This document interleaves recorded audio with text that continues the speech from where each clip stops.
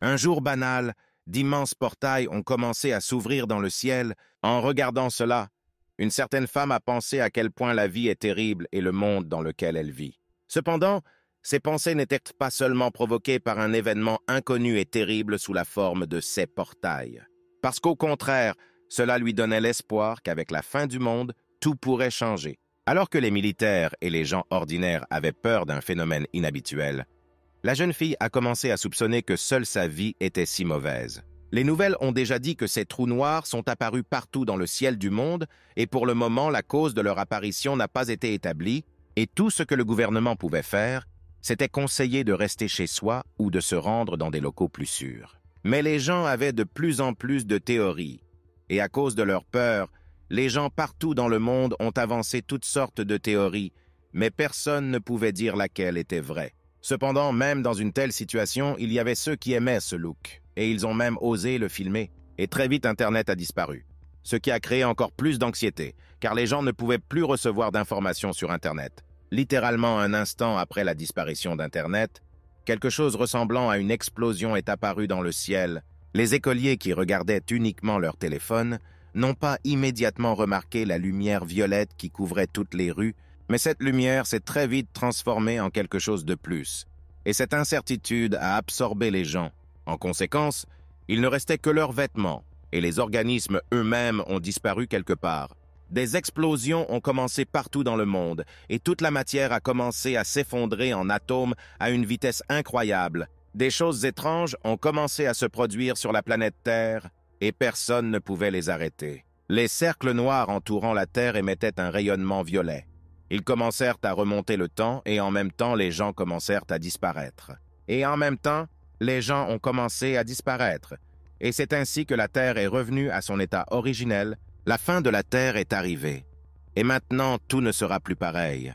Mais tout s'est passé à cause de cet événement étonnant et inconnu. Cependant, cette même femme qui ne pouvait pas comprendre pourquoi sa vie était si terrible pour une raison quelconque ne s'est pas transformée en rien et tenait dans ses bras un enfant qui est devenu le même que tout le monde. Elle était la seule survivante qui ne parvenait pas encore à tout comprendre. Elle s'appelle Yoon seule, et désormais sa vie ne sera plus jamais la même. Elle devra traverser beaucoup de choses. Assise seule, Yoon a commencé à se rappeler que sa vie était ainsi depuis l'âge de 7 ans. Un jour d'école, elle est tombée d'un arbre, et les autres enfants ont appelé le professeur parce que Yoon s'était cogné la tête contre un rocher. Cependant, sa tête, écrasée contre une pierre, est revenue à la normale en seulement 5 secondes. Et à ce moment-là, elle a réalisé qu'elle était immortelle. Après cela, tout n'a fait qu'empirer. Le premier événement marquant a été la mort des parents qui ont été tués par quelqu'un. Et, sous la direction de son propre grand-père, des expériences furent menées sur elle pendant 10 ans. Mais un jour, il y a eu une explosion très puissante dans le laboratoire qui a détruit le bâtiment. Grâce à quoi Yoon a pu s'échapper de cet enfer à l'âge de 17 ans, et pour la première fois de sa vie, elle a rencontré une lumière naturelle aussi douloureusement aveuglante, donc elle n'avait pas vraiment peur du bout du monde. Après tout, de toute sa vie, elle n'a jamais rien eu de bon ici, donc Yoon n'a rien à regretter. Tout le temps, il n'y avait que des problèmes et des souffrances qui tournaient constamment en rond. Cependant, en réalité, il y avait quelque chose qui était important même pour Yoon. C'était un enfant qui promettait de l'aimer toute sa vie. Pour elle, cet enfant était le seul sens de l'existence dans ce monde, et à la fin, sa seule lumière a disparu sans laisser de traces, probablement pour toujours. Ce fait a mis Yoon incroyablement en colère, la faisant simplement crier à pleine voix sans arrêt. Cela n'a pas duré longtemps, et un autre trou a commencé à émettre un faisceau directement sur Yoon. Tout s'est passé le 17 octobre, la fin de la Terre s'est produite, et le même jour, Yoon a déménagé, et elle a déménagé sur Terre dans une autre dimension, où absolument tout était complètement différent.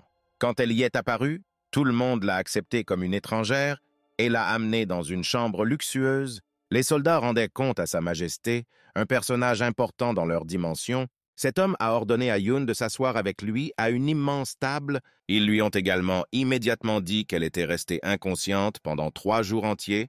Quand Yoon s'est assise à table, ils lui ont ordonné de commencer à manger et ont déclaré qu'ils avaient préparé son plat préféré. À ce moment-là, une femme s'est approchée de cette personne et pendant que Yoon regardait autour de lui avec peur, la personne a commencé à mentionner que c'était le premier voyage de Yoon à travers le portail. Cependant, elle n'écoutait pas tout cela. car elle était trop abasourdie par ce qui se passait. La femme a appelé Yoon son trésor et a dit à quel point elle était heureuse de leur rencontre, qu'elle attendait depuis si longtemps. Mais après un moment, elle décida de ne pas hésiter et attaqua le garde à proximité. Comme il ne s'y attendait pas, Yoon a pu saisir l'épée et a tout fait car elle considérait cela comme un rêve ordinaire. Alors elle a décidé que pour se réveiller, elle devait se faire du mal, car elle croyait que sa vie était déjà pleine de souffrances et elle ne voulait pas retourner à la même vie. Après s'être percée, elle voulait seulement que ce rêve se termine le plus vite possible, et à ce moment-là, Yoon entendit à nouveau la voix de cette femme, qui suggéra calmement que Yoon n'aimait pas la nourriture. À cause de cela, elle a commencé à se rendre compte qu'elle était toujours consciente et qu'elle souffrait. Elle ressentait absolument tout.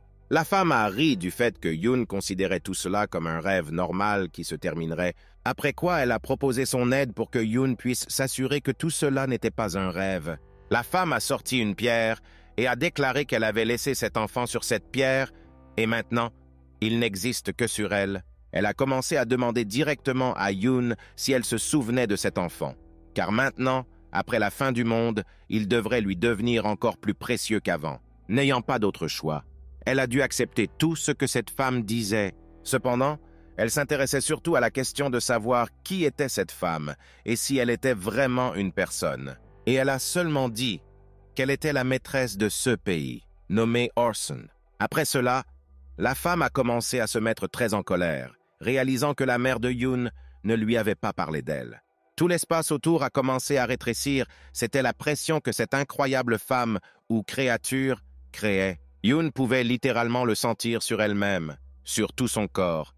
Tous ses instincts lui disaient de courir le plus loin possible. Cependant, même sous une telle pression, Yoon ne comprenait pas de quoi cette femme parlait. Elle ne pouvait donc pas répondre comme elle le souhaitait. Mais elle a compris une chose même au niveau des sentiments. Que cette femme est vraiment une mauvaise personne, c'est pourquoi Yoon a décidé de renverser la situation, après quoi elle se dirigea immédiatement vers la femme. Mais l'attaque de Yoon avec l'épée qu'elle a volée a échoué, car les gardes de la femme n'allaient pas simplement la regarder se faire tuer. Cependant, à ce moment-là, quelque chose commença à comprendre Yoon. Même si ce n'était qu'une supposition, Yoon en était presque complètement sûr. Je suis sûr que cette femme est responsable de la fin de leur monde, et c'est à cause d'elle que tout le monde a souffert, ainsi que l'enfant que Yoon chérissait. Tous les gardes pointèrent leurs lances sur Yoon, car ils ne comprenaient pas comment elle osait se comporter ainsi avec leur impératrice. Et à ce moment-là, quelque chose d'étrange a commencé à se produire dans tout son corps, c'est pourquoi des flashbacks sur cet enfant ont commencé à émerger. Quand Yoon a voulu savoir pourquoi Yoon avait fait cela et détruit leur monde, l'impératrice s'est approchée et a affirmé que ce n'était pas ses affaires. Elle a pris ça très au sérieux. C'était un coup dur pour elle. Par conséquent, sans hésitation ni la moindre once de doute, elle a recommencé à attaquer et à briser la lance du garde sans aucun problème. Cependant, au moment où la lame était sur la gorge de l'impératrice, quelque chose d'inexplicable s'est produit. Une force incroyable a arrêté Yoon.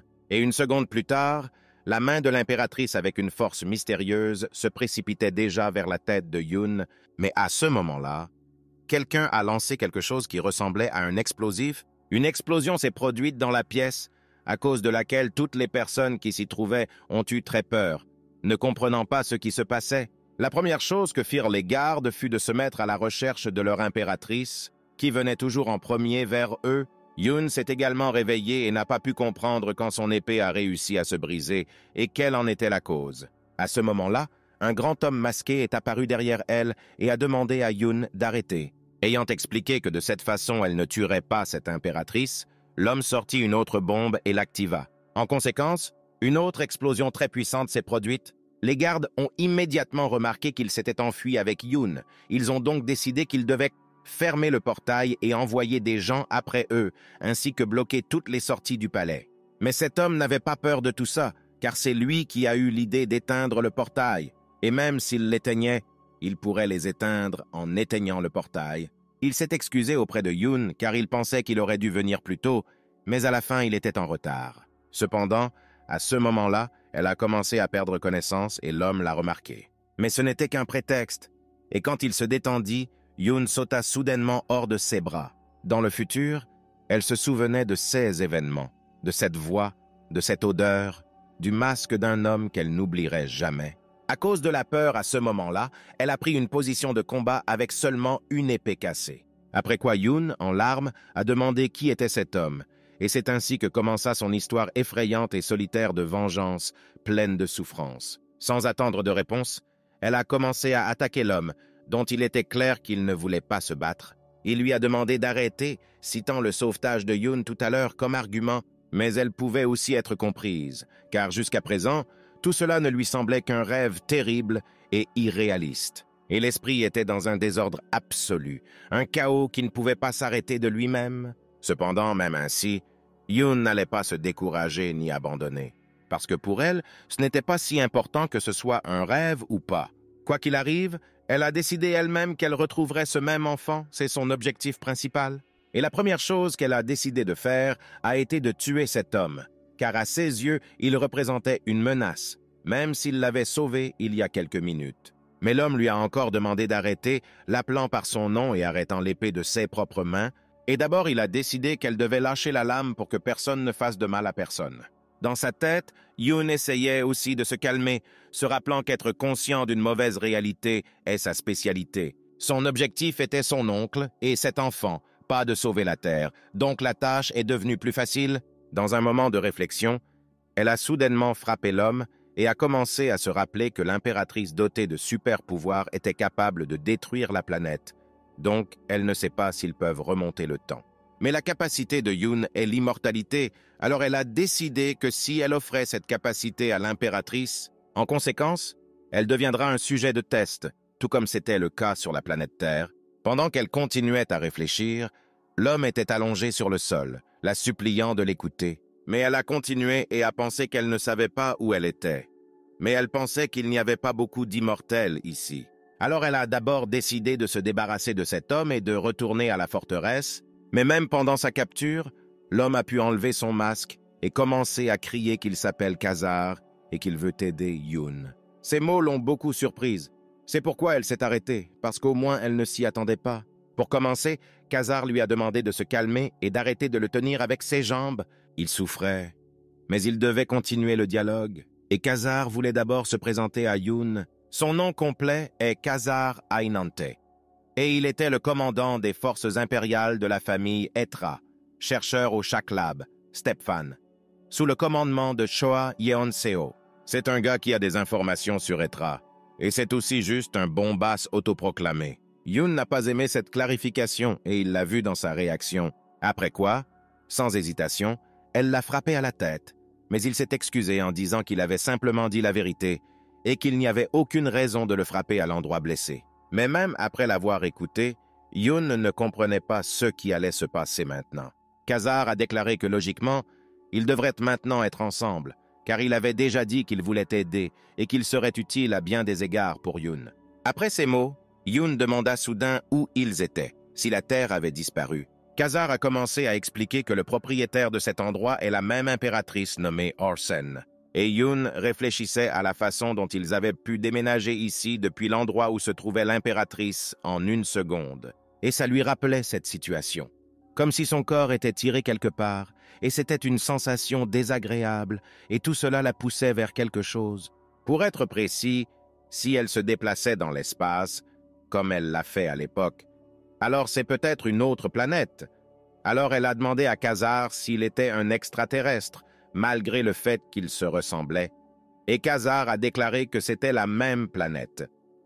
Comme Yoon, cependant, même ainsi, la planète sur laquelle il se trouve vient en réalité d'une autre dimension, et en tout cas ce n'est pas la Terre, donc pour Yoon Quasar pourrait être un extraterrestre. Yoon ne pouvait pas immédiatement comprendre le concept des autres univers, mais Quasar lui-même ne pouvait pas vraiment l'expliquer. Alors il a simplement dit que le nom de cette planète est Etra et que les principales caractéristiques de leur planète sont assez similaires. Il croit également qu'il sera plus facile à percevoir si on le compare à un autre lit de rivière, mais seulement dans une direction différente, car tous les êtres vivants qui vivent ici, ou l'environnement dans son ensemble, ont été constatés qu'il est absolument identique aux planètes Yoon. Et comme Quasar l'a expliqué, l'autre canal est l'énergie. Chaque civilisation a sa propre énergie, Mais il a entendu dire que sur Terre, cela s'appelle électricité, mais à Ketra, cette énergie est appelée différemment. À savoir, Shakna. Shakna est l'énergie qui circule à travers le corps humain. Et si on le compare à la Terre, c'est comme l'électricité. Seulement, elle circule à travers le corps humain, et cette électricité peut être utilisée immédiatement. Ketra s'est développé précisément sur la base de cette même Shakna, moyen de transport, moyen de communication, armes, produits de première nécessité. Shakna est utilisé dans tout, technique qui fonctionne de Shakna. L'abréviation de tout cela s'appelle Shak. Toutes ces informations ont un peu dérouté Yoon car elle devait tout accepter. À ce moment-là, un vendeur l'a appelé, qui lui proposait ses marchandises, également associées à Shakna. Khazar a commencé à expliquer que chaque personne a une quantité différente de Shakna.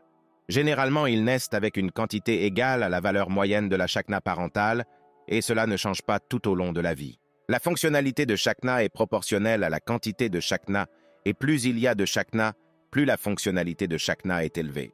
Shakna est utilisé dans tout, et une personne née avec beaucoup de Shakna mène une belle vie. Ce vendeur avait aussi des vêtements, alors Khazar a suggéré à Yoon de les acheter, car pour le moment, elle n'était pas la plus belle. Et pendant que Khazar parlait avec le vendeur, Yoon remarqua un tableau accroché derrière lui, et dans ce tableau, il y avait un portrait de cette même impératrice. Elle a décidé d'en parler à Khazar, et il lui a répondu que c'était la personne qui voulait la tuer, l'impératrice de cette planète. Yoon commença à se rappeler qu'au moment où tous les gardes l'entouraient, la femme s'appelait l'empereur. Derrière eux, ils entendirent la voix d'une femme qui demandait à Horsen de guérir son fils malade. Elle s'agenouilla devant sa statue, comme devant la statue d'un dieu à qui elle demandait de l'aide. Et ce n'était pas comme ça, car elle domine tous les dirigeants du royaume, possède tout le territoire de Ketra, elle est le seul dieu de Ketra. Et aussi la première qui a propagé Shak ne vieillit pas, ne tombe pas malade, elle est immortelle, et elle a aussi la capacité de guérir, une histoire vivante d'Etra. Yoon s'est concentré sur les mots selon lesquels elle ne meurt pas, et Khazar l'a confirmé en disant qu'elle est aussi immortelle que Yoon.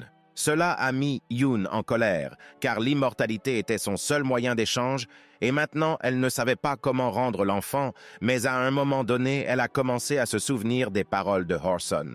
L'empereur connaissait son nom et ses préférences alimentaires, ainsi que l'enfant que Yoon chérissait le plus. Elle savait tout, et Yoon s'en est seulement rendu compte, car avant cela, elle n'était tout simplement pas elle-même. Et le but de Horson est Yoon. Alors Yoon a décidé de dire à Khazar son hypothèse selon laquelle si Horson l'a ramenée de la Terre, cela signifie qu'elle a besoin de quelque chose de Yoon. Donc Yoon ne pouvait pas comprendre quelque chose. Si elle est déjà immortelle, alors pourquoi gouverne-t-elle la planète entière?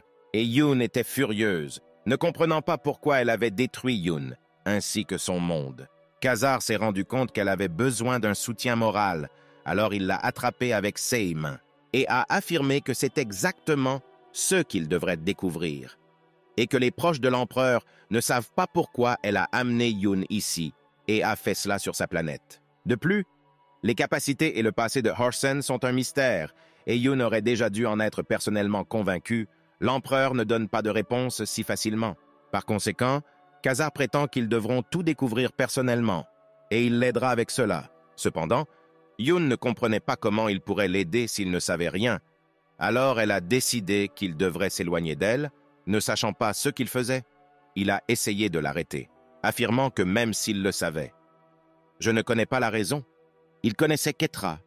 Et aussi j'ai décidé de répéter que ce n'est pas la Terre, mais elle ne lui faisait pas confiance. Alors elle lui demanda qui il était, comment il connaissait son nom et pourquoi il l'aidait, parce qu'au contraire, il ressemblait à un bandit, le plus étrange de tous. À ce moment-là, quelqu'un derrière elle n'était pas content, et à ce moment-là, Khazar était bouleversé parce qu'elle pensait qu'il ressemblait à un bandit. La créature même qui se tenait derrière elle était un loup humanoïde, qui pensait que Yoon l'avait frappé. Elle avait terriblement peur, et Khazar était toujours triste parce qu'elle voyait le bandit avec un si beau visage et commençait à supposer que c'était à cause de la blessure sur son visage. Elle pouvait voir la peur dans ses yeux, et elle a décidé de préciser qu'il disait que l'environnement et les êtres vivants sont les mêmes que sur Terre. Khazar a confirmé cette information, et après cette réponse, elle ne comprit pas de quel genre de monstre il s'agissait, et quand il le regarda, il affirma qu'il avait dit d'avance que cela lui serait utile. En regardant cette créature, Il a dit qu'il y a beaucoup de choses dans ce monde qu'elle ne connaît pas. À ce moment-là, d'autres personnes se parlaient, à savoir qu'un ordre était venu de la famille royale et qu'une personne devait être trouvée par personne, il voulait dire Yoon. Et c'était un ordre du roi, donc il devait être exécuté rapidement et secrètement. Ils ont reçu une description d'elle et une description de Khazar et ont reçu l'ordre de la tuer immédiatement dès leur découverte. Ils se sont tenus près de la tombe et ont parlé du fait que Khazar était mort, disant que son corps était si endommagé qu'il était difficile d'établir son identité. Ils se sont sentis désolés pour lui, car pour eux, c'était une bonne personne que l'on peut rarement rencontrer, mais à ce moment-là, l'un d'eux s'est rappelé que tout s'était bien passé pour le second. Grâce à cela, il a pu prendre la place souhaitée. Oui, c'était vrai. Cet homme en armure étincelante a pris la place de Khazar. Maintenant, nous revenons à Yoon. Et ce loup humanoïde les a harcelés, disant qu'aujourd'hui, donc, l'horoscope a échoué, et ils ont également renversé un homme calmement debout, et à son avis, pour cela, ils devraient immédiatement demander pardon comme des chiens. Yoon, voyant cela, ne pouvait tout simplement pas croire qu'une telle force brute existait. La créature a commencé à dire qu'il était juste de mauvaise humeur et ils étaient juste à temps, car il croit que si une personne ne connaît pas l'étiquette, alors il la lui montrera. Il a commencé à se mettre en colère et à parler de sa journée difficile, qui lui a vraiment apporté pas mal de problèmes. Yoon a été surpris par de tels gants et Khazar a remarqué que cette créature était un homme, c'est-à-dire la même personne que Yoon et non un monstre. Elle fut encore plus surprise et cette créature demanda qui il devait tuer en premier. Mais la créature n'allait pas s'en occuper rapidement, mais voulait tuer l'un d'eux d'une manière ou d'une autre magnifiquement, délicatement. À ce moment-là, il y avait du bruit et du désordre dans certaines pièces, et les adultes ont également demandé à certaines créatures de ne pas toucher les enfants. Une de ces créatures a commencé à demander aux adultes de ne pas faire de grimaces. Après quoi, ils dirent que s'ils n'avaient ni argent ni situation, ils n'auraient pas besoin d'accoucher. Ils considéraient qu'il était évident que les familles aristocratiques désireraient ces enfants, ces individus. Les créatures ont commencé à se rassembler et ont décidé qu'elles devaient prendre des choses, et à un moment, elles se sont souvenues de leur partenaire, et leur partenaire était ce même loup. Les parents des enfants ont tenté d'arrêter les créatures en les traitant de monstres et en menaçant de les tuer. À ce moment-là, le loup humanoïde répéta à nouveau la question de savoir lequel d'entre eux tuer en premier. Yoon n'aimait pas le fait qu'il le harcelait puisqu'il n'avait pas le temps de toute façon, alors elle voulait juste s'enfuir. Mais Khazar a discrètement affirmé qu'il lui donnerait une leçon, ce qui a été incroyablement surpris par Yoon. Cela a mis le loup très en colère, et à ce moment-là, Khazar a demandé à Yoon de réfléchir à la situation dans laquelle elle se trouvait, et c'était la raison même pour laquelle elle avait besoin de lui. Cependant, après ces mots, en un instant, cette créature frappa Khazar si fort qu'il s'envola sur quelques mètres, et a affirmé qu'il était un homme qui tenait ses promesses. Alors, comme promis, il a magnifiquement tué l'un d'eux. Yoon, regardant son corps immobile, ne pouvait pas croire que ce n'était que des mots. Elle ne pouvait pas comprendre ce qui se passait, parce qu'il était commandant, et cela aurait dû vouloir dire qu'il était fort. Mais à la fin, il a volé comme un morceau de papier. Après cela, cette créature considérait Khazar comme un scélérat, pour qui un seul point suffit. Sans y réfléchir à deux fois, il a décidé de passer à Yoon, affirmant qu'elle avait l'air faible, donc cela lui faisait un peu mal à la conscience. Mais même malgré cela, il est maintenant tellement ennuyé que Yoon soit aussi une proie normale pour lui. Cependant, elle a facilement esquivé le premier coup, et ce coup a brisé le sol. Même s'il l'avait touché, elle serait toujours en vie. Malgré tout, elle fut surprise par une puissance si monstrueuse. Un écart aussi marqué a suscité de l'intérêt de sa part, car il ne s'attendait pas à une telle chose de la part de Yoon. La créature a recommencé à essayer d'attaquer, et a proposé d'esquiver cette fois aussi. Il lança quelque chose et prétendit que ce pouvoir magique qu'il avait reçu pour 10 000 fléchettes, cet homme était très sûr de ses motivations et a décidé que s'il attrapait le coup de sa victime, il ne la lâcherait pas. Après le lancer, littéralement en un instant, il a volé vers Yoon, la frappant au ventre de toutes ses forces. D'un tel coup, elle s'est envolée à quelques mètres et n'a pas pu comprendre de quel genre de pouvoir il s'agissait et comment il pouvait être humain. D'un seul coup, il lui a cassé toutes les côtes. Mais heureusement, elle est immortelle, car une personne ordinaire est mort immédiatement. Yoon a commencé à penser à Shakna, et ce qui a une Shakna s'appelle Shak.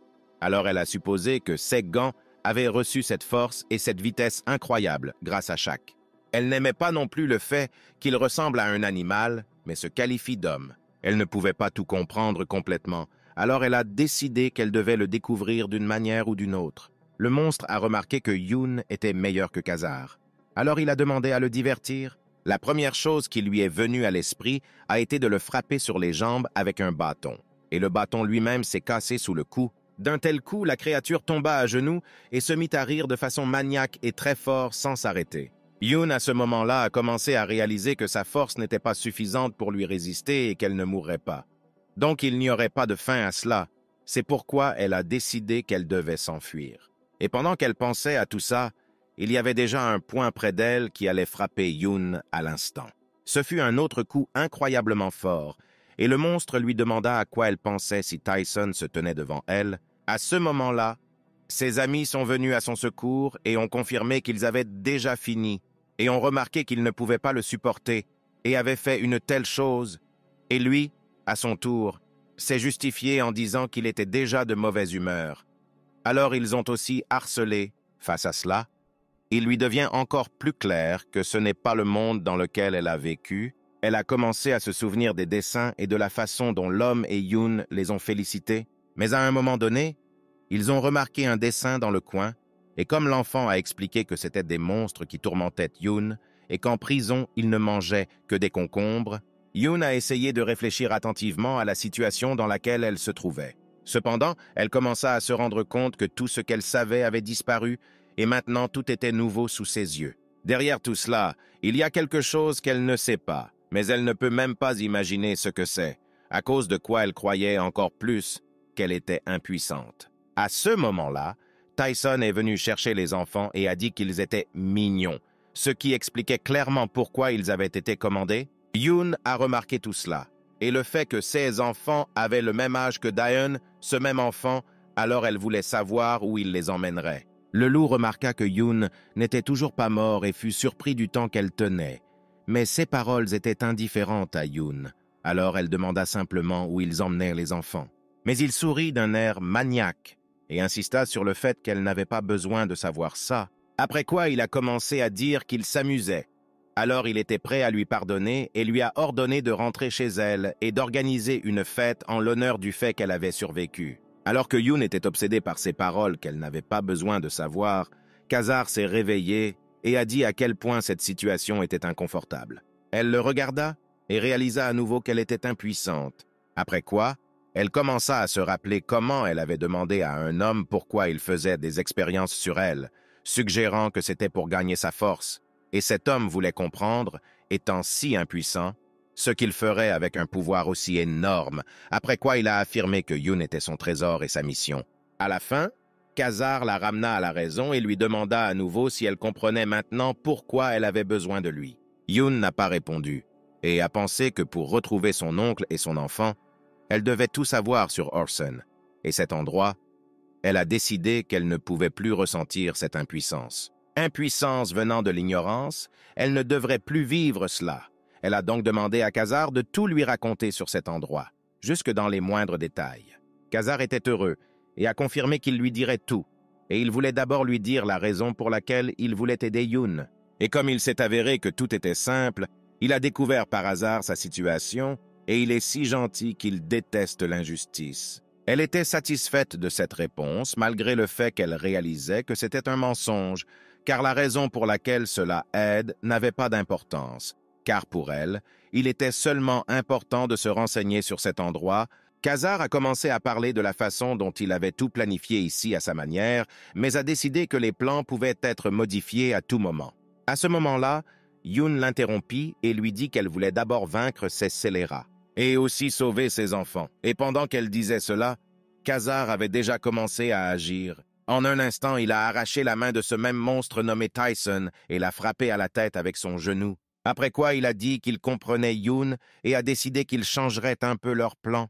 Les amis Tyson et Yoon ne comprenaient tout simplement pas ce qui se passait maintenant. Yoon a été surpris par cela et a pensé qu'il était simplement malade, car il a simplement arraché la main d'un tel monstre. À partir de là, elle a réalisé qu'il n'avait rien fait exprès lorsqu'elle avait été battue. Le frère aîné a rassuré sa sœur en lui disant que maintenant ils allaient bien et en sécurité. Bien sûr, ses amis ne pouvaient pas simplement regarder ça. Alors ils ont commencé à attaquer de manière agressive pour venger leurs camarades.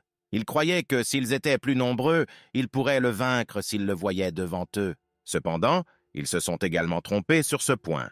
C'est pourquoi ils ont payé de leur vie, et cela était attendu, étant donné la façon dont il a tué Tyson il y a à peine 1 minute. Après cela, Yoon a immédiatement commencé à lui demander s'il savait où ils allaient emmener ses enfants. Mais en réponse, il prononça son nom et dit qu'il le répétait au cas où elle l'oublierait. Elle a dit à contre-cœur qu'elle n'avait pas oublié son nom, mais dans ses pensées, elle pensait à la façon dont elle voulait lui donner une bonne gifle. Après cela, Kazar a supposé qu'il voulait vendre leur visage. Cependant, Yoon n'a pas compris ce que signifie le concept de vente de visage. Kazar a silencieusement retiré quelque chose de la bouche de Tyson et il s'est transformé en un homme aux cheveux roux. Elle s'est intéressée à ce que c'était et Kazar a commencé à expliquer que la portée de chacun est très large. Peut être utilisé comme appareil électroménager, comme un récepteur, des ampoules. Vous pouvez créer des armes comme Seegan. C'est une des variétés du shak, un shak pouvant changer d'apparence dont le deuxième nom est Kinin. Généralement, l'apparence est inventée et créée. Mais il existe également des méthodes illégales comme le clonage des visages d'une personne réelle. C'est exactement le cas. La raison pour laquelle les enfants ont été enlevés n'est que le deuxième cas. Une famille d'aristocrates a un passe-temps si terrible, collectionner les visages des citoyens. Quand les enfants rentraient à la maison, ils étaient aussi heureux que leurs parents, car désormais ils pouvaient être ensemble. Et Kazar et Yoon ont assisté à leur retrouvailles, étant ceux qui ont rendu leur rencontre et leur vie possible.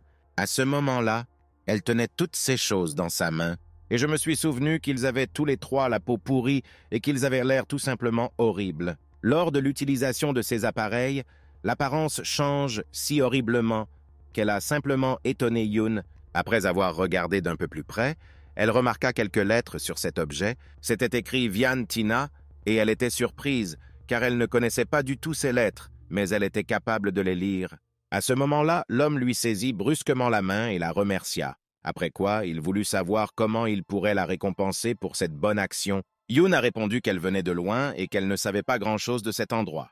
Et ne comprend pas grand-chose de ce qui se passe, alors je voulais qu'ils en parlent plus en détail. Ils ont accepté, et l'homme a commencé à dire qu'ils étaient venus pour le visage de leurs enfants. Il y a environ 1 mois, une noble dame a commencé à errer près de leur maison, et à louer l'apparence de leurs enfants. Elle leur a rapidement fait une offre, déclarant qu'elle achèterait les visages des enfants pour une somme incroyable. Plusieurs fois, ils ont refusé, et puis l'offre s'est transformée en ce genre de menace. Ils ont continué en disant qu'il est interdit d'avoir plus d'une personne identique à Kinin, car cela interfère avec l'enquête si un crime est commis, mais cette loi ne les protège pas. Le problème avec cette loi, c'est qu'elle dit existant, pas créé, donc ces gens ont emporté les visages des citadins et tué immédiatement sur place la personne à qui appartenait cette personne. Elle ne pouvait pas comprendre comment il se pouvait qu'ils tuent des gens pour éviter d'être punis pour avoir cloné des visages, car cela signifie que le meurtre dans cet endroit n'est pas un crime. L'homme a ri et s'est rendu compte qu'elle ne savait vraiment rien, après quoi il a commencé à expliquer que les gens comme eux constituent la couche inférieure de la population, qu'ils ne sont pas acceptés pour les gens. Bien sûr, le meurtre est un crime terrible, mais ceux qui utilisaient Hini, ce sont des gens qui ont du pouvoir, et s'ils sont tués, alors le meurtre ne fera même pas l'objet d'une enquête. Yoon est tout simplement sans voix face à cette information. En général, pour toutes ces raisons, cette famille a décidé de quitter cet endroit, et grâce à Kazar et Yoon, ils ont pu éviter cela. Mais Vian Tina ne les laissera pas tranquilles. Leur dépendance à la collection dépasse toute imagination. Alors cette famille, sans y réfléchir à 2 fois, a emballé ses affaires et a pris la route. Et Kazar et Yoon n'avaient pas d'autre choix que de les laisser partir seuls et de leur dire au revoir. Cependant, quand Yoon lui dit au revoir pendant 1 seconde, il lui sembla que cette fille était l'enfant qu'elle cherchait. À ce moment-là, Kazar pensait qu'il pensait à Vian Tina. C'est juste assez difficile. C'est pourquoi il a reporté la visite de cet endroit. Et il comprend à quel point Yoon est fort, mais c'était très dangereux là-bas. Rechercher des informations sur l'empereur est de toute façon une entreprise dangereuse, mais pénétrer par effraction à Vian Tina est également une bonne option. Cependant, Yun ne pouvait pas comprendre de quoi il parlait, parce que Viantina était également écrit sur cette chose, alors elle voulait d'abord comprendre de quoi il s'agissait. En réponse, Khazar lui a demandé son avis sur le nombre de familles nobles qui utilisent le Ini. Et elle pensait qu'il n'y en avait pas beaucoup, parce qu'un tel passe-temps est très étrange. Cependant, c'était incorrect, et la bonne réponse est absolument tout. Il n'y a pas une seule famille riche sur Ketra qui n'utilise pas la quinine. Un article coûteux est un moyen de montrer sa richesse. Et changer de visage à volonté est un divertissement pour eux. Bien qu'il y ait une réaction secondaire qui se traduit par le fait que toute la peau commence à se détériorer, mais cela n'affecte pas la santé, il semblera simplement que la peau pourrit. Parmi eux, il y a ceux qui clonent les visages des personnes existantes, comme aujourd'hui. Mais il y a aussi ceux qui améliorent leur apparence ou transforment ses serviteurs en créatures drôles et mystérieuses. Viantina est la société qui crée Ine. Bref, c'est le centre qui a regroupé tous les puissants d'Etra. Il a décidé de raisonner Yun en lui disant que si elle était propriétaire de Viantina, que ferait-elle pour rivaliser avec ceux qui possèdent la richesse et le pouvoir? Yun resta silencieux, ne sachant pas comment répondre à une telle question. Et Khazar a commencé à dire que la méthode choisie par le propriétaire de Viantina était inhabituelle, à savoir collecter une énorme quantité d'informations. Collecter des informations qui pourraient compromettre leur faiblesse. C'est l'arme du propriétaire de Viantina d'ailleurs. Cet homme se vante tellement de sa proximité avec l'empereur qu'il y a de fortes chances qu'il sache quelque chose sur la famille impériale ou même sur l'empereur. À ce moment-là, une fille dans un autre endroit était heureuse que ce jour soit arrivé, affirmant qu'elle attendait cela depuis longtemps.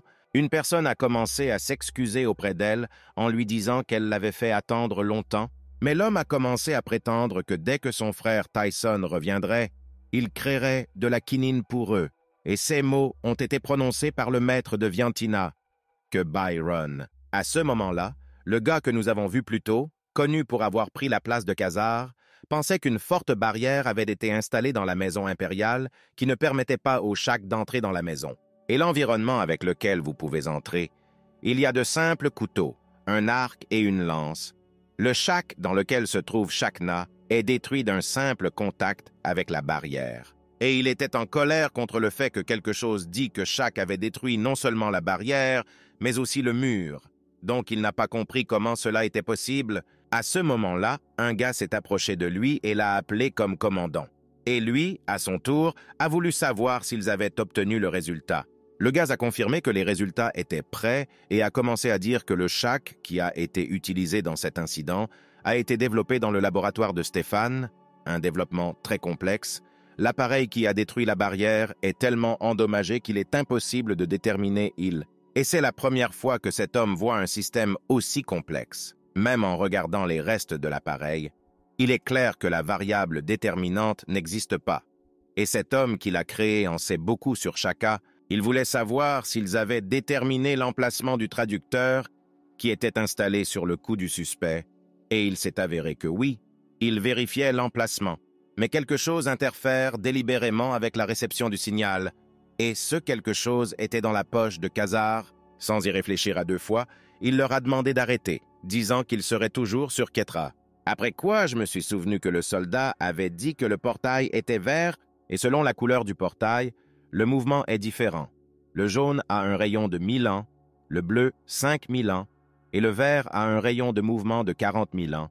Et il s'avère qu'ils sont tombés sur un portail rare de feu vert. C'est pourquoi il s'intéresse tellement à l'identité du criminel qu'il se sent désolé de l'avoir tué.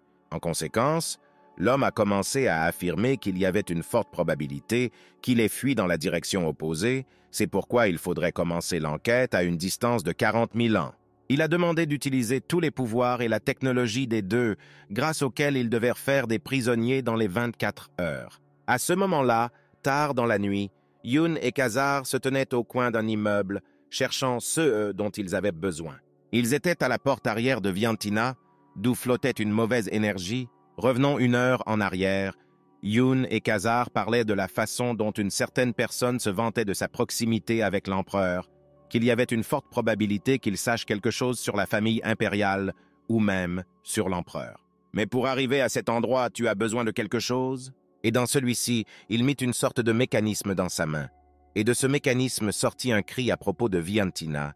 Après quoi la voix a commencé à parler à Khazar, s'adressant à lui en tant que commandant, qu'il a dit qu'il n'était pas sage d'y aller dès le début, et Khazar a expliqué à Youn que cet homme était son seul camarade et un hacker très compétent de Ketra. Il était content de vous rencontrer et s'est présenté comme Enoch, après quoi il a dit qu'il était le génie caché de Ketra, un hacker diabolique, un génie fou qui peut tout découvrir à Ketra, c'est ainsi que les gens l'appellent. Après cette histoire, il est revenu sur le fait que Viantina est dangereuse, et seulement quelques jours se sont écoulés depuis leur arrivée ici, donc Viantina est un niveau trop élevé pour eux. C'est un endroit où des personnes de haut rang font des choses sales, et s'ils sentent quelque chose de mal, ils tueront immédiatement. Donc peu importe à quel point il est un génie pour eux, ils devraient simplement lui faire confiance. Mais Youn a affirmé que peu importe si c'est dangereux là-bas ou non, si cela leur est utile. Cependant, il ne comprenait pas comment cela pouvait être sans importance s'il pouvait mourir. Et Youn a immédiatement dit qu'elle ne pouvait pas mourir. C'est pourquoi elle a dit que ça n'avait pas d'importance. Et Khazar a aussi dit qu'elle était immortelle. Donc, ça n'a pas d'importance pour elle. En plus, il a dit qu'elle se bat bien. L'homme du revers n'a pas du tout compris et a essayé de comparer cette immortalité avec l'empereur et le fait qu'elle ne meure pas. Et il s'est avéré que Khazar n'en a vraiment pas parlé à son ami. Cela le mettait très en colère, car il pensait qu'il n'était pas nécessaire de parler d'autre chose. Mais cela valait la peine d'en parler avant tout. En entendant cela, Youn a décidé d'expliquer personnellement que même si son cœur était coupé, même si elle était coupée en morceaux, même si elle est écrasée pour que son corps se transforme en poudre, elle ne mourra pas. Et si elle était attrapée et torturée, elle trouverait un moyen de s'en sortir, quoi qu'il en soit. Elle a demandé de l'aide. L'homme de l'autre côté a écouté ça et a dit qu'il y avait quelque chose qui s'appelle Ram. C'est l'arme du propriétaire de Viantina, le thème de Byron. C'est exactement ce qu'il recherche, chaque qui contient toutes les informations sur Ketra. Et dans 1 heure, une calèche arrivera à la porte arrière de Viantina. C'est un chariot de vendeurs d'âmes, et ils doivent se rendre à Viantina dans un chariot. Ceux qui seront attrapés seront inconscients et drogués. Ils devront aussi faire semblant d'être inconscients. La racaille fera son sale boulot, elle ne vérifiera pas tout soigneusement, elle fera tout tranquillement et rapidement. Les hommes qui possédaient ce chariot ont été surpris qu'il y ait autant de marchandises aujourd'hui. Et le chauffeur a dit que tout ce qu'il chargeait s'est avéré être un peu plus que d'habitude, et cet homme a demandé à partager avec lui si le chauffeur vendait la marchandise à un prix élevé. Après ce court dialogue, ils se sont dit au revoir et le chauffeur est allé vendre. Leur ami a dit qu'il lui faudrait environ 3 heures pour pirater Viantina et que son rôle était de découvrir l'emplacement de Rem. Et aidez-les à sortir de Viantina, le volume de Rem retombera sur eux deux. Leur identité est déjà connue, donc si possible, il doit éviter d'envahir Viantina et travailler à l'extérieur du bâtiment à ses limites. Il ne pourra pas contrôler les portes de Viantina longtemps s'il est en dehors d'elle. Alors pendant qu'ils s'efforcent d'échapper à Viantina, ils doivent emmener Rem. Pour commencer, il a décidé d'envoyer une carte de Viantina et la position de Rem.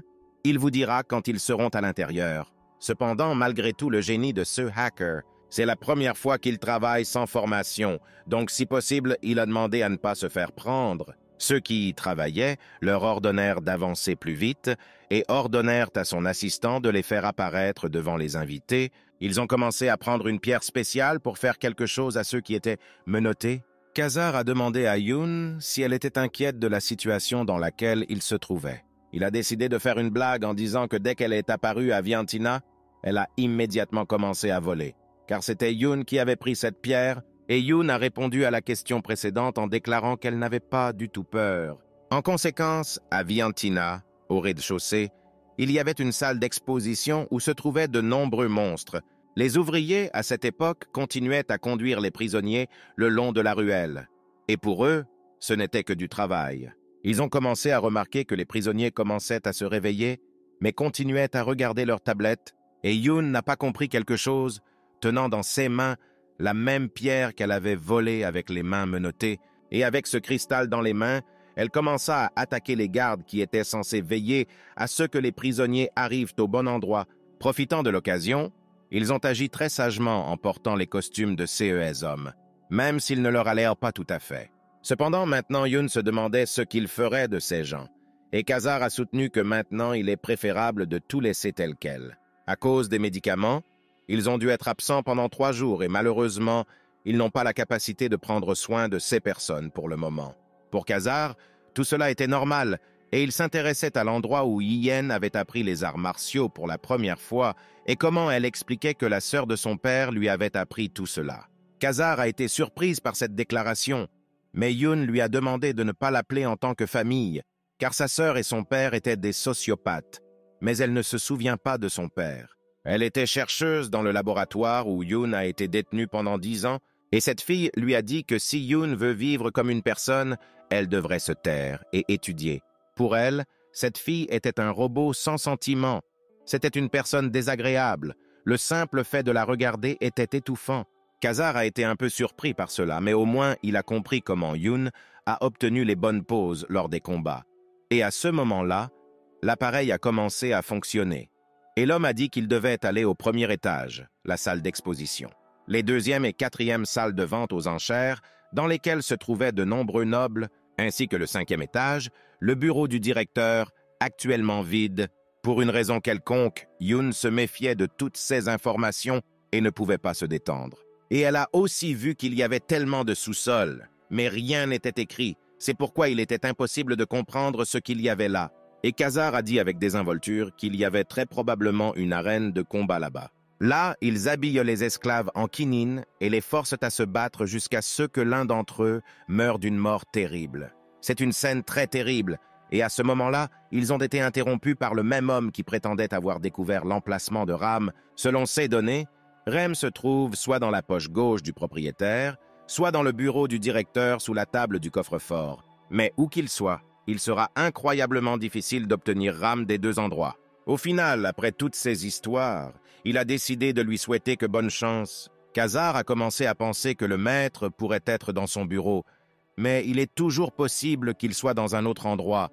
Il a donc suggéré de déménager séparément, car il pense qu'elle n'a pas ouvert les coffres-forts, alors il ira là-bas. Et Yun devait s'occuper de sa poche, et il a aussi décidé de lui donner quelque chose avant de partir. Elle ne comprit pas très bien ce que c'était, alors Khazar expliqua rapidement que c'était un moyen de communication qui était connecté entre lui et Enoku, puis lui demanda de le mettre à son oreille. Enoch était le même homme, et il vérifia s'il pouvait être entendu, et après une réponse positive, Khazar décida qu'il était temps pour eux de se séparer et de se rassembler auprès de celui qui avait volé Rem. En conséquence, après un certain temps, Yen a marché dans la rue et a essayé de comprendre où se trouvait le propriétaire, pensant que le territoire était si immense que même le trouver était un problème. De près, cet endroit a l'air encore plus bizarre, parce que les domestiques portaient de telles horreurs et les gens s'amusent grâce à ça. Cela lui a seulement fait réfléchir à quel genre d'ordures il s'agissait et que ce serait bien de les brûler tous dans ce bâtiment. À ce moment-là, certaines personnes à proximité parlèrent d'une sorte de design, et toutes deux en ont ri, après quoi ils rapportèrent qu'hier, le fils de leur serviteur avait été fait quinine, et le 2e personne dit qu'un événement aussi intéressant ne pouvait se réaliser seul. Mais tout cela n'était pas très intéressant comparé à ce que ses oreilles captaient maintenant. Un homme a dit que le propriétaire descendait à l'arène et a demandé de renforcer la sécurité et de commencer à vérifier le système de barrière, après quoi il rejoindrait immédiatement. Un autre a été surpris que cela commence déjà et a commencé à parler de la façon dont Fraichi devrait gagner cette fois. Mais l'autre lui a demandé d'arrêter de parier, car le propriétaire pourrait les réprimander pour cela. De tous ces dialogues, Yun a seulement compris qu'il allait à l'arène, ce qui veut dire qu'elle devait aussi descendre. Elle a commencé à suivre littéralement ces créatures, car elle a compris que c'était sa chance de trouver la bonne personne. Le but, Yun a commencé à planifier quoi faire ensuite, et s'est rendu compte que c'était l'entrée, et que cette créature vérifiait juste à l'entrée. C'était l'entrée de la bibliothèque, et ils y entraient grâce à un code spécial qu'ils avaient en main. Après avoir assisté à un contrôle aussi minutieux, elle ne comprenait pas comment elle avait pu y arriver et faire ce qu'elle avait prévu. Et à ce moment-là, un homme a commencé à crier après le serviteur, disant que ses vêtements coûtaient beaucoup d'argent, et il les a ruinés, alors l'homme a immédiatement ordonné de le saisir. L'ouvrier a essayé de demander pardon, disant qu'il avait commis une erreur, et a demandé au moins une fois de faire preuve de pitié envers ses serviteurs. Yun s'est intéressé à ce qui allait lui arriver maintenant, et à l'endroit où il l'emmènerait. Alors elle a interrogé un collègue à ce sujet, et elle lui a expliqué qu'il était emmené à l'arène pour y être déchiré. Et quand ils sont venus ici, ils ont signé un contrat d'esclavage, et s'ils commettent la moindre erreur, ils seront immédiatement jetés dans l'arène. Et si vous ne voulez pas mourir, alors vous devez reprendre vos esprits. Et bien sûr, Yoon considérait cela non pas comme un danger, mais comme une chance et une opportunité d'entrer dans l'arène sans aucun problème. Le gars qui était censé y être emmené pour un délit mineur était sous le choc et l'a regardé avec les larmes aux yeux. Khazar et ce type étaient tout simplement sous le choc, car ils avaient entendu tout ce qui lui arrivait à ce moment-là, et ils avaient réalisé qu'elle était dans une mauvaise position. Les gardes se sont immédiatement dirigés vers elle, ne comprenant pas comment elle avait osé faire une chose pareille, et juste sous leurs yeux, elle était menottée et pensait qu'il serait facile de descendre. Le seul problème était qu'elle ne savait pas comment vérifier la poche de son propriétaire. Khazar a commencé à rire furieusement à cause de l'écouteur et à dire qu'il ne pensait même pas qu'elle la frapperait si fort. Et Yoon pensait à ce moment-là qu'elle déterminerait d'abord l'emplacement du propriétaire, après quoi elle pensait que c'était la première fois qu'elle vivait une telle expérience, et elle ne comprenait pas quoi faire. Mais elle pensait qu'il y aurait un de toute façon, mais ce type avait très peur et pensait même que son cœur allait s'arrêter. Mais Khazar la considérait toujours comme un bon garçon et confirma que le spectacle avait déjà commencé, donc le metteur en scène ne monterait pas dans sa chambre avant encore une demi-journée. Le gars a commencé à parler dans les écouteurs que pour rencontrer le propriétaire, il devrait quand même descendre. Cependant, lorsqu'elle arriva dans l'arène, elle fut horrifiée de voir les monstres qui s'y combattaient. Ils étaient littéralement impitoyables les uns envers les autres, et tués sans la moindre conscience dans leur âme. Ils avaient des mouvements incroyablement forts, et tout cela avait l'air effrayant. Et avec beaucoup de sang, elle a tout regardé, et a pensé à ses propres affaires, et le sang a coulé juste devant ses yeux, ce qui aurait horrifié beaucoup de gens. Mais en fait, Yoon cherchait quelque chose, et à un moment, elle l'a trouvé, et ce qu'elle a trouvé, c'est le propriétaire de Viantina, qui regardait tous ces combats sanguinaires de créatures qui étaient autrefois des humains.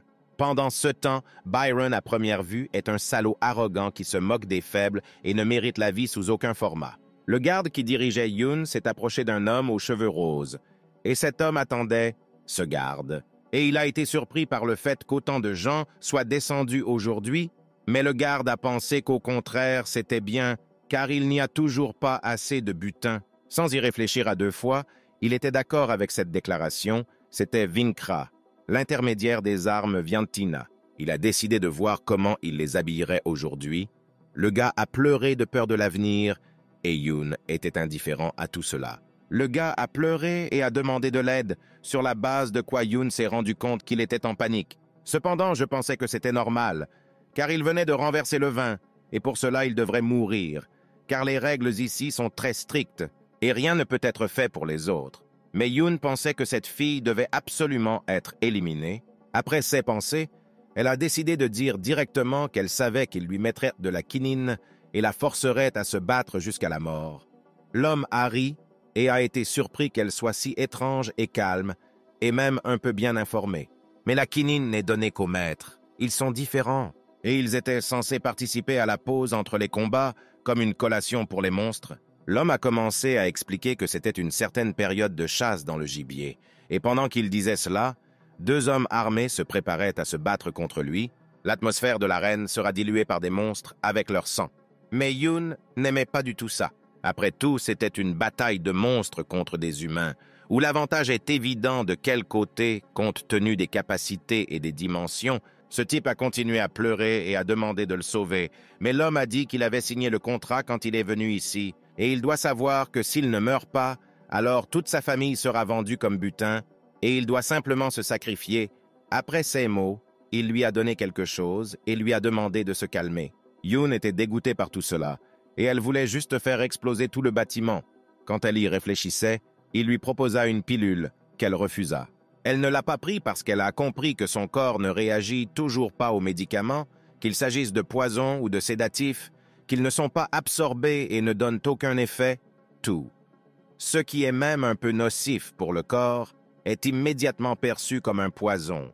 Quoi qu'elle prenne, elle peut même ressentir des vertiges et en une seconde le corps récupère. À ce moment-là, il ne restait qu'une seule personne dans l'arène, et quand il mourrait, il relâcherait immédiatement Yoon et le gars. Alors l'homme leur a recommandé de se préparer. Il a décidé qu'il les habillerait bien avant la bataille et leur a proposé un choix d'armes selon ses souhaits, car il croyait qu'ils mourraient de toute façon, donc il devait au moins s'habiller joliment. Après quoi, il a décidé de tout expliquer. Mais Yoon a commencé à comprendre dans ses pensées que ce salaud essayait de faire quelque chose d'utile, comme prendre soin avant la mort. La seule chose qu'elle voulait savoir était si toutes les armes étaient du shak, et comme l'homme lui a assuré, elles étaient toutes du shak, car maintenant il n'y a pratiquement plus d'armes sans shak. Et Yoon a décidé que s'il disait que les habitants d'Etra avaient shak, cela signifiait qu'elle était une étrangère. Elle ne pourrait pas l'activer. Elle devait donc choisir quelque chose qui pouvait être utilisé même sans activation, et quand elle a choisi à la fois un arc et une épée, l'homme fut un peu surpris. Elle a divisé cet arc avec des lames en deux, car elle pensait que s'il était divisé ainsi, il deviendrait une épée à part entière. Et si vous le combinez, alors un arc qui peut très bien fonctionner, l'épée et l'arc, les plus familiers entre tous, et comme ceux sont des armes ordinaires, elle peut se battre sans shak. Cependant, elle a seulement remarqué que s'il s'agit d'un arc, alors où sont la corde et les flèches, et comme l'a dit l'homme, pour cela, vous devez activer shak. Mais il remarqua qu'avec son shak, elle ne pouvait même pas percer la peau des maîtres. Mais Yoon ne l'écouta pas et pensa qu'elle ne pourrait pas utiliser d'arc. Même si au départ elle n'avait pas prévu de se battre sérieusement, le fait qu'elle n'est pas une rivale est déjà clair. Elle se souvint aussi que celui qu'elle avait rencontré au marché était trop fort pour elle, et celui-ci était probablement le même. Donc l'arme minimale pour éviter un coup écrasant était suffisante. À ce moment-là, Khazar était également déjà arrivé au bureau du directeur où il cherchait ceux dont il avait besoin.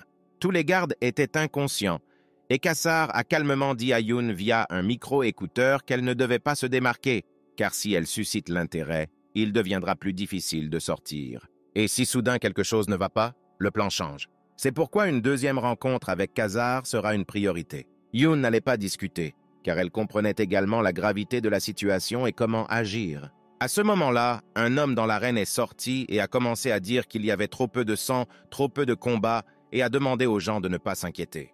Après tout, il a déclaré qu'il s'était passé quelque chose que beaucoup pouvaient espérer. Les deux butins qu'ils apprécient si chèrement sont venus en complément, et bien sûr, il parlait de ce type et de IN, et le personnage principal d'aujourd'hui, Prayi, a dû se battre contre eux. L'homme a suggéré que cet œil fasse un échauffement avec ses deux victimes, juste avant le combat. Pour que ce soit une sorte d'échauffement, les gens criaient qu'aujourd'hui ils avaient parié sur lui. Alors de tout leur cœur, ils voulaient qu'il mange Yoon et le garçon. Et ce monstre n'était que content de cette tournure des événements, car il ne refuserait jamais de tuer quelqu'un. Mais Yoon ne prêtait même plus attention à tout cela maintenant et pensait juste au sien, au plan grâce auquel tout devrait être normal. Le propriétaire était assis du côté opposé et Yoon a décidé de profiter des caractéristiques de ce monstre. Et le gars, sans réfléchir, s'est précipité dans la bataille, n'ayant avec lui qu'une arme très faible qui n'aiderait en aucune façon, mais au tout dernier moment, Yoon a pu le sauver de la lame en l'écartant simplement avec sa main. Après quoi, elle a commencé à lui demander ce qui n'allait pas chez lui et pourquoi il avait couru en avant, comme s'il voulait délibérément mourir et s'oublier. Mais le monstre était incroyablement heureux de tout cela. Il a littéralement crié de joie qu'il ressentait. Il a commencé à répondre qu'il ne savait tout simplement pas quoi faire, ni les rires, ni les larmes ne se sont arrêtés. Il ne pouvait tout simplement pas contrôler son corps. Alors il a seulement demandé le salut. L'homme qui les préparait au combat a commencé à rire et à se réjouir que ses médicaments aient fonctionné à temps, et a crié qu'il devait attaquer pour qu'il y ait quelque chose à regarder. Yoon s'est rendu compte que ce salaud, il avait donné au gars non pas un sédatif, mais un vrai stimulant. Sur la base de tous ces faits, Yoon a décidé comment elle devait agir, alors elle a attrapé le gars par la tête et lui a ordonné de se tenir au même endroit, pensant dans sa tête qu'il ne savait pas ce qui pourrait arriver, et qu'au sol, elle était assez forte. Mais ici, elle ne peut même pas esquiver normalement. Un instant plus tard, la bataille avait déjà commencé et de nombreux coups furent envoyés vers Yoon, mais elle les repoussa tous sans trop de difficulté. Elle a commencé à comprendre qu'elle devait reprendre ses esprits et élaborer un plan décent qui pourrait la sauver de cette situation, en tenant compte de toutes les nuances. Yoon a fait un vrai spectacle et a esquivé tous ses coups, et ceux qu'elle ne pouvait pas esquiver, elle les a simplement coupés avec les siens.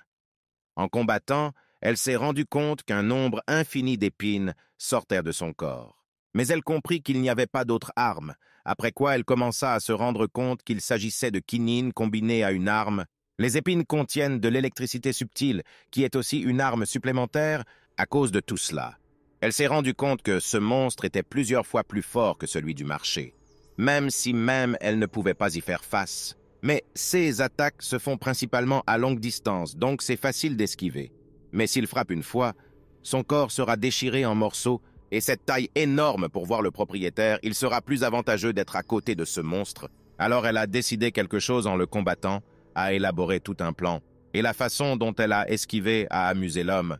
Et ce que Yoon avait prévu était d'attirer ce monstre juste du côté où se trouve le maître afin de réaliser le plan. S'enfuyant, elle commença à se tourner vers Enoch, qui était à son oreille, et écoutait. Après quoi, elle a commencé à poser des questions pour savoir s'il était possible que le propriétaire transporte Ram ailleurs et non dans sa poche gauche. Mais il a commencé à dire qu'une telle possibilité n'existait pas, car il souffrait d'un grave trouble obsessionnel compulsif. Il est connu pour le fait que toutes ses affaires doivent être situées dans des endroits strictement définis, et cela est particulièrement vrai pour les objets importants. Après ce dialogue, Yoon a remarqué que la poche était recouverte d'une veste, c'est-à-dire qu'il est impossible de dire si Rem est là ou non. Alors elle a décidé qu'elle devait ouvrir la veste d'une manière ou d'une autre pour convaincre tout le monde de tout, et seulement après cela, voler, étant donné que la veste est longue, probablement même s'il change de position, la poche ne sera toujours pas visible. Alors elle se demandait par quel chemin il y avait. À ce moment-là, elle s'est retournée et a vu que ce monstre était très proche, à cause de quoi elle ne pouvait pas comprendre pourquoi il avait réussi à l'atteindre si rapidement. Par conséquent, n'ayant pas le choix, Yoon a simplement continué à combattre tous les projectiles qui lui volaient dessus depuis ce monstre. C'était très épuisant. Malgré le fait qu'elle était immortelle et qu'il n'y avait pas de fin aux épines, elle a commencé à s'inquiéter. Et aussi, à un moment donné, Yoon a décidé de prendre un risque en attaquant brusquement le monstre sur le côté, avec la même lame, malgré le fait qu'elle n'ait pas fait beaucoup de dégâts. Après le coup, elle s'est mise en colère en réalisant que sa peau était si épaisse que l'épée ne passait tout simplement pas à travers, et à cause de ce coup risqué, elle courait un grand danger car l'un de ses obus détruisait le sol juste à côté de ses pieds. Elle fut surprise par la taille de cette épine. Elle était tout simplement énorme et différente de toutes les autres, incroyablement épaisse, et elle commença à se demander si c'était un accident ou non. En projetant ce qui s'est passé, Ian s'est rendu compte que l'épine sortait exactement de l'endroit où elle avait planté le couteau. Donc si c'est le cas, alors les choses changent vraiment. À cause du fait que Yoon s'est rapprochée, elle a failli mourir à cause d'une énorme épine qui lui a légèrement touché le front. Après cela, elle a réalisé que ce n'était certainement pas un accident, et si vous attaquez son corps, ces énormes pointes apparaîtront, et c'est-à-dire qu'il a une arme puissante, les pointes sont si épaisses que même le sol est détruit. Mais à cause des pointes de cette taille, il pouvait aussi s'en mêler et tomber, et c'était une évolution assez probable des événements. De plus, sa carcasse est énorme, presque égale à 5 mètres, et s'il perd l'équilibre, alors l'affaire restera petite, tout sera assez simple. Après avoir marché sur ses épines, elle a immédiatement commencé à attaquer directement au front avec son épée. Avec une autre tentative, elle a réussi, et la lame est entrée directement dans l'œil. C'est pourquoi le monstre a crié fort de douleur. Et un de ses obus l'a touché à l'œil, car il volait sur Yoon. Et en partant, elle en a coupé le haut. Après avoir crié de douleur, le monstre s'est mis à rire, comme un fou qui n'avait plus rien d'autre. Après avoir un peu souffert, il se ressaisit et heurta le sol de toutes ses forces, créant ainsi une vague qui rendit difficile pour Yoon de maintenir son équilibre. Le propriétaire regardait ce combat à ce moment-là, sans même se douter que quelqu'un avait des projets pour lui. Après avoir regardé d'un peu plus près, Yoon a remarqué que le réalisateur n'avait pas Rem, comme elle le pensait. Khazar l'a félicité et lui a dit que maintenant vous pouvez le chercher ici en toute sécurité. Puisque Yoon a attiré l'intérêt du propriétaire, il peut ouvrir calmement le coffre-fort et regarder le contenu, la barrière à 100 couches, et cela prendra beaucoup de temps. S'il n'était pas un spécialiste du shaku, avant qu'il déverrouille le première couche, il serait déjà mort. La fille à côté de lui a ri et a dit que cette victime était assez intéressante, et le réalisateur a dit que l'essentiel est que tout le monde s'amuse. Seulement, il pensait qu'il fallait divertir davantage tous les invités venus voir le vrai spectacle. Khazar a parlé avec Enoch et lui a demandé s'il avait bien fait, déclarant qu'il pensait qu'il finirait plus vite que prévu. Enoch, à son tour, pensait également qu'il le finirait rapidement, mais a d'abord décidé de retirer Yoon. Enoch a demandé à Yoon si elle avait vu une porte ouverte à côté d'elle ou quelque part à proximité dans son champ de vision. Il lui a ordonné d'y aller et il a dit qu'il lui montrerait le chemin à suivre. Donc il n'y a pas lieu de s'inquiéter? Le monstre à ce moment-là reprenait déjà ses esprits et se préparait à recommencer à courir après Yoon afin de la tuer le plus vite possible. La fille a été surprise par cela, car elle ne pensait pas que ce monstre pouvait encore se tenir debout, et le propriétaire a dit que c'était une nouvelle compétence.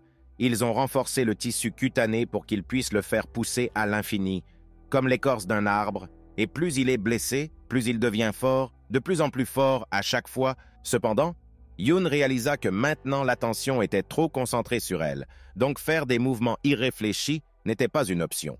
Après quoi, elle a commencé à se rappeler qu'avant de venir ici, les ouvriers avaient immédiatement enlevé ceux qui étaient morts, pour que les invités ne les voient pas contre le mur. Et si elle quitte l'arène en direction du mur, alors elle peut tranquillement marcher jusqu'à la porte et repartir sereinement sans aucun problème. Alors elle a décidé que le meilleur résultat serait de faire semblant d'être morte, même si la blessure guérirait, mais le sang coulerait pour qu'elle puisse tromper le public. Après quoi, elle a commencé à se souvenir de ce type, et du fait qu'il se tenait également au même endroit. Alors elle a décidé de l'emmener avec elle.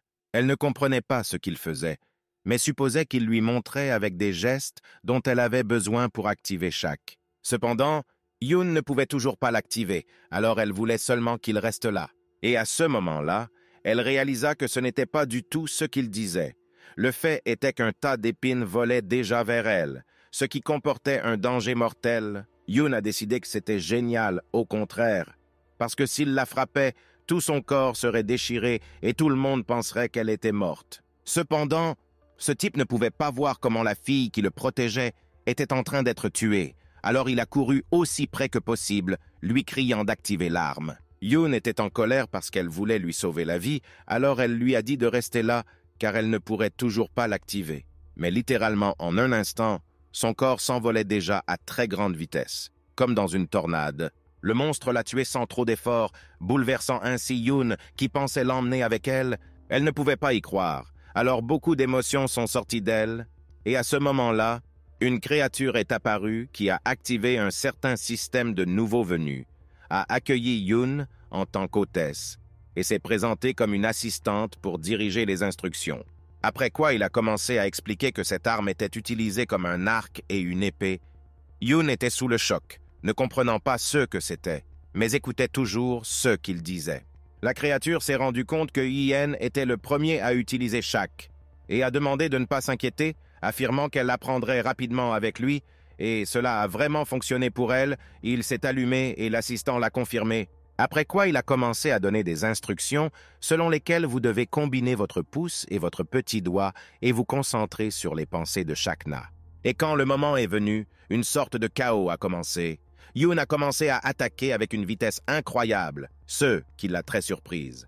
Mais le monstre n'en était que plus heureux, car il était capable de rencontrer un adversaire si fort qui le combattait depuis si longtemps.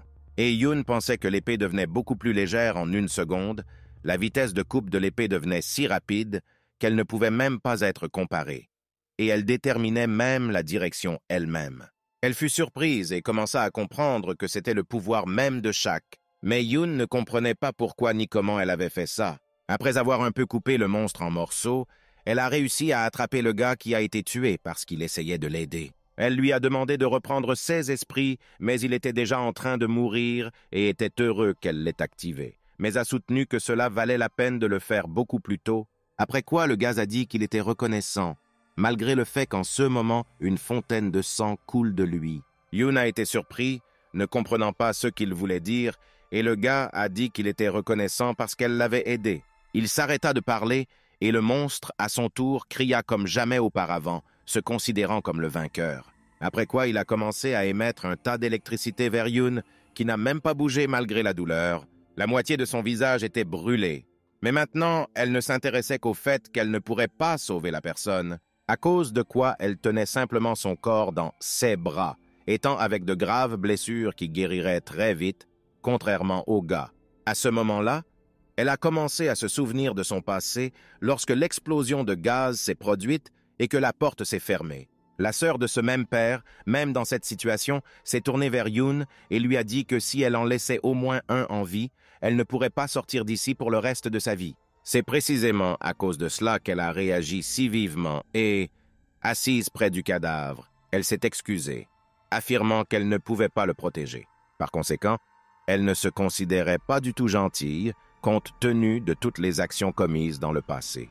Khazar s'est rendu compte que la situation était tendue, alors il a dit à Yoon qu'il était impossible de commencer et qu'il suffit de penser à la façon dont on peut sortir de là. Après quoi il a dit qu'il avait sorti Rem du coffre-fort, et maintenant ce n'était qu'une question de temps avant que le patron ne remarque la perte. Yoon a également réalisé qu'elle devait réfléchir sagement, alors elle a de nouveau décidé de faire semblant d'être morte, comme elle l'avait prévu, et pour ce faire, elle a décidé d'attaquer. Au même moment, un homme se tenait avec une chose incompréhensible entre les mains parmi un groupe d'individus nobles qui avaient beaucoup d'argent. Il a ouvert cet appareil, à la suite de quoi le mécanisme à l'intérieur a démarré et la foudre a commencé à voler dans toutes les directions. Ce coup a frappé Yoon assez durement et elle a dû se pencher, se couvrant les oreilles et souriant de douleur. Une voix apparut dans sa tête qui ordonnait de tuer, mais elle ne pouvait pas comprendre de quel genre de voix il s'agissait. Cet homme a continué à tenir cet appareil et sans réfléchir, Yoon l'a remarqué, alors elle a immédiatement compris qui elle avait besoin de chasser. Tous les mots lui donnaient un mal de tête incroyable, et elle avait l'impression que quelque chose lui pénétrait la tête. Elle commença à se rappeler comment un homme avait dit que le grand homme était le plus fort du village, et en un instant il fut esclave, et on lui ordonna de lui arracher les yeux. Cependant, pour éviter le bruit, il fallut aussi lui couper la langue. Mais, à ce moment-là, ils ont remarqué qu'il résistait toujours. Alors ils ont ordonné de lui insérer davantage de pilules.